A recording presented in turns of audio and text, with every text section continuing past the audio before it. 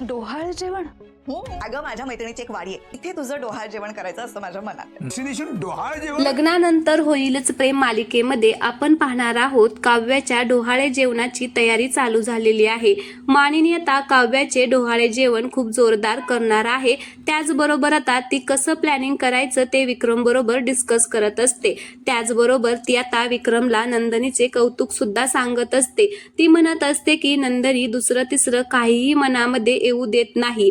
माहितीये का, ती अगदी मनापासून फक्त आणि फक्त बाळाचाच ध्यास घेतलाय तिने. सगळं काही मनापासून करते हो आपली नंदनी. मग विक्रम सुद्धा नंदनीचं कौतुक करतो आणि म्हणत असतो की आपली नंदनी कमालच मुलगी आहे, खूप गुणी मुलगी आहे.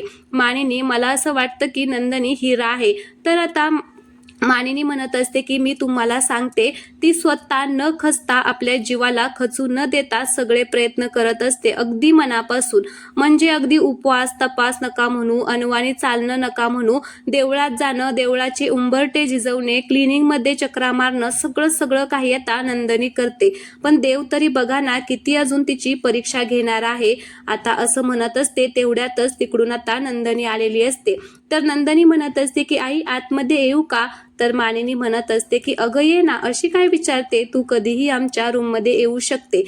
मग नंदनी विक्रमला म्हणत असते की बाबा कधी आला तुम्ही? मी देवळातून आले तेव्हा मिथून काका दिसले मला आणि मग त्यांनीच मला सांगितले की बाबा आले आहेत म्हणून. कसे आहात तुम्ही? तर मग विक्रम म्हणत असतो की अरे मी एकदम मस्त फिट आणि फाईन आहे, एकदम सुंदर आहे, बघ दिसतोय ना तुला समोर, तसाच आहे मी व्यवस्थित. तर मग नंदनी म्हणत असते की काय हो बाबा, कशाला इतके दिवस तुम्ही बाहेर थांबतात? आम्हाला अजिबात करमत नाही. आम्हाला किती आठवण येते तुमची ती एनर्जी पाहून, तुमचे विनोद, आईसाठी तुमचा तो रोमॅन्स, सगळं काही आम्ही मिस करतो. आता असं म्हटल्याबरोबर मानिनी तिला म्हणत असते की हे काय बोलते तू? तर आता विक्रम म्हणत असतो की अगं मग ती काय खोटं बोलते का? ती जे सांगत आहे ते खरंच आहे ना. तर मानिनी म्हणत असते की काय हो, झालं का तुमचं सुरू लगेच आल्या आल्या? तर मग विक्रम पुन्हा म्हणत असतो की तू कशी आहे नंदनी बाळा? तर नंदनी म्हणत असते की बाबा मी पण व्यवस्थित आहे, छान आहे, मस्त आहे. तर मानिनी म्हणत असते की अगं जीवा कुठे आहे, तो नाही आला का? तर मग नंदनी म्हणत असते की अहो ते तिकडूनच ऑफिसला गेले, त्यांना पण उशीर झाला होता त्यामुळे ते तिकडेच गेले. मला पण जायचं होतं, मी पण आता आवरून आनंद निवासला निघणारच आहे, पण म्हणलं बाबांना आधी भेटून जावं. मग आता मानिनी म्हणत असते की बरं ऐक ना, थोडासा वेळ असेल तर जरा पुढचं काहीतरी प्लॅनिंग करायचं म्हणतोय आम्ही, तुला सांगायचं आहे.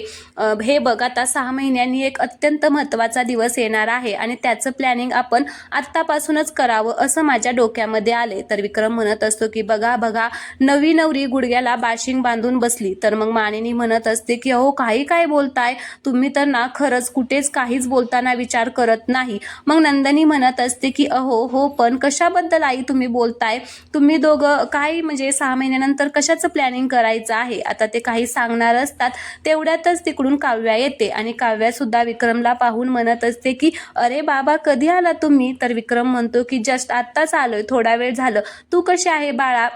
मग काव्या म्हणत असते की मी छान आहे, मस्त आहे. आता 6-7 महिन्यांनी खूप मोठा इव्हेंट येणार आहे माझ्या आयुष्यात, त्याची तयारी करतीये मी.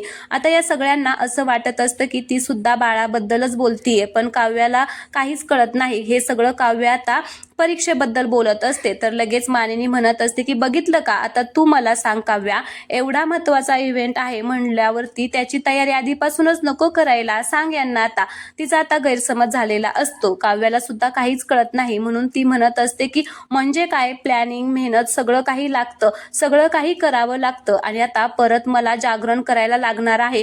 काय आहे ना, सगळ्या गोष्टी बॅलन्स करायच्यात ना आम्हाला. तर विक्रम मानिनीला म्हणत असतो की बघ बघ, ती पोरगी किती हुशार आहे, ती सगळं बरोबर मॅनेज करणार आणि 6-7 महिन्यांना अजून खूप वेळ आहे. आत्तापासून मागे लागू नको तिच्या ढवाळे जेवणाच्या. आता असं म्हणताच काव्याला इकडे धक्काच बसतो. तर नंदनीला मात्र खूप हसायला येतं. तर आता काव्याला काय बोलावं तेच कळत नाही. मग ती मानिनीला म्हणत असते की डोहाळे जेवण, तुम्ही हे जे डोहाळे जेवणाबद्दल बोलत होता का? तर मानिनी म्हणत असते की हो ग, माझ्या मैत्रिणीची वाडी समुद्र किनारी आहे, भरपूर झाडे आहेत तिकडे, केळीची झाडं, नारळाची झाडं, पपईची झाडं, त्याचबरोबर जाई-जुईच्या वेलीचा तर अक्षरशः सगळीकडे पसरलेला आहे तो वेल आणि आता फुलांचा वास सगळीकडे सुटलेला असतो आणि तुझे डोहाळे जेवण मी म्हणते की तिकडंच करायचं असं माझं म्हणणं आहे. मग नंदिनी म्हणत असते की आई एकदम मस्त आयडिया आहे, कमाल, खूप छान. तर मानिनी म्हणत असते की हो ना, मला पण वाटलंच तुला आवडेल. म्हणून आता लगेच विक्रम म्हणत असतो की नाही या नाही, कमाल म्हणजे काय, अगं ते खूप लांब आहे आणि आता 6व्या-7व्या महिन्यामध्ये तुम्ही हिला काय एवढ्या लांबचा प्रवास करणार आहे का? तर मानिनी म्हणत असते की घातला खोडा. तर आता विक्रम म्हणतो की खोडा काय खोडा, नाही ग बाई, मी काय म्हणतोय जरा ऐक ना माझं. हो, मला पण तिची काळजी आहे, फक्त काही तुम्हालाच काळजी आहे का? आम्ही सगळं तिचं व्यवस्थित करेल, तिला अजिबात त्रास होणार नाही याची आम्ही दक्षता घेईल. काय ग नंदिनी, मी आणि नंदिनी मिळून सगळं काही व्यवस्थित करेल. तर नंदिनी लगेच म्हणत असते की हो बाबा, तुम्ही अजिबात काळजी करू नका, सगळं काही छान होईल.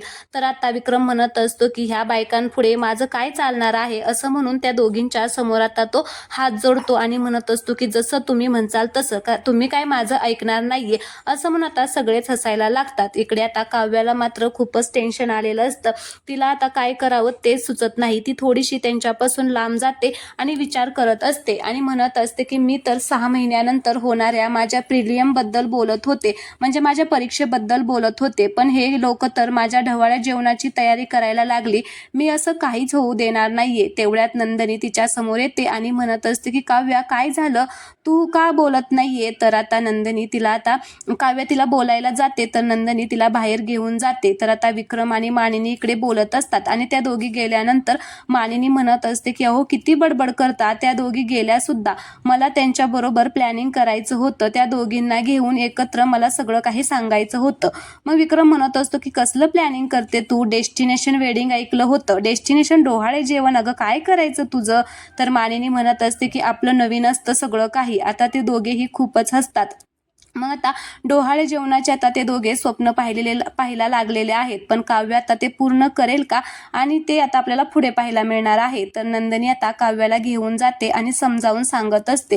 त्यावेळेस काव्याला ते पटत नाही नंदिनी काय सांगते ते, पण आता ती ज्यावेळेस पडायला जाते खाली तर ती तिच्या पोटावरती हात ठेवते. मग नंदिनी तिला सांगते, बघ सगळ्यात आधी तुझा हात पोटावरती गेला, तुझ्या बाळानेच तुला उत्तर दिलेलं आहे बघ, आणि ऐक माझं, अगं करिअर आणि बाळ तू सगळं काही सांभाळू शकशील, तू दोन्हीही सांभाळू शकते आणि याचं उत्तर तुझं बाळच तुला देणार आहे.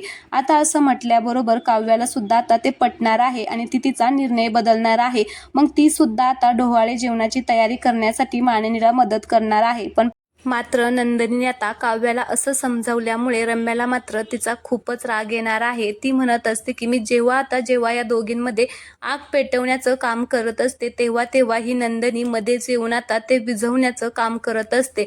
नाही, आता मी हिला अशी सोडणारच नाही, हिला आता मी अशी जन्माची अद्दल घडवेल ना ती की पुन्हा काव्याला समजावायला येणारच नाही, असं आता रम्यावरून पाहत आता हे सगळं बोलत असते.